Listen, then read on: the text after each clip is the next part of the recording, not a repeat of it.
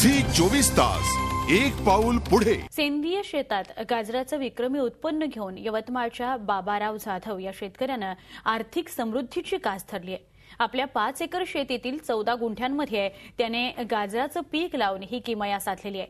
त्यांनी लागवडीच्या 9 दिवसांनंतर पीक हाती आलं आणि एकूण खर्चाच्या 7 पट अधिक नफा त्यांनी कमावला।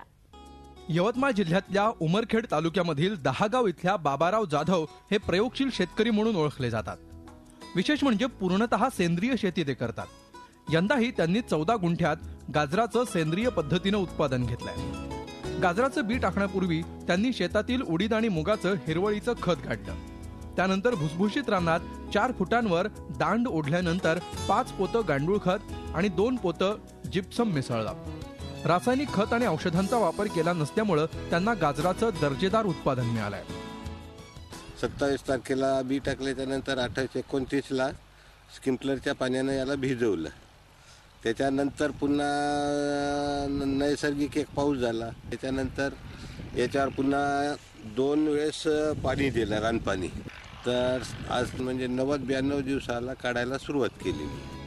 गांडूळ खत वापरल्यामुळे जमीन भुसभुशीत झाली असून गाजर काढणी सहज होती आहे। सेंद्रिय पद्धतीने उत्पादन घेतलेल्या या पिकाला बाजारात चांगली मागणी मिळाली आहे। दररोज 4 क्विंटल प्रमाणे 80 क्विंटल उत्पन्न अपेक्षित आहे। सध्याचा बाजारभाव पाहता गाजर शेतीतून बाबाराव यांना 65,000 रुपये नफा मिळण्याची शक्यता आहे। सर्व मिळून 10,000 रुपये खर्च आला आणि 70-80 क्विंटल म्हणलं तर ते आज 60-65 हजाराचा उत्पादन होते।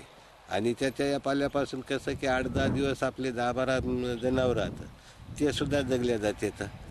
सेंद्रिय पद्धतीने उत्पादन घेण्यात आजही शेतकरी पुढे येताना धजावत नाही, कारण शेतकऱ्यांना सेंद्रिय मालाची बाजारपेठ शोधण्यात तितकंसं यश आलेलं नाही।